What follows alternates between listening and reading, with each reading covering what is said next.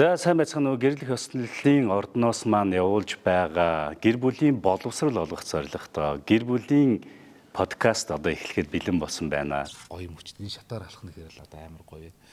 Тэгээ нэг огитоо сууж байгаа. Сухаар шийдсэн байгаа тийм. Шийдсэн одоо.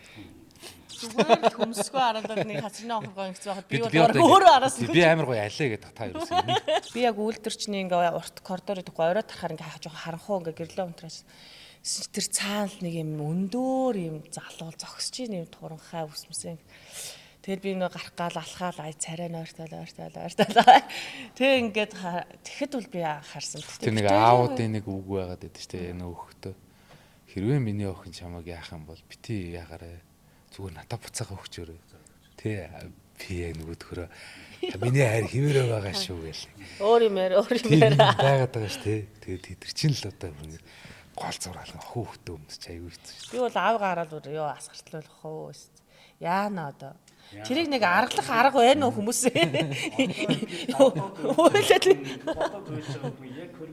Йоо чадахгүй би чи аав гараад харахаар л амар сайн хүн болохоор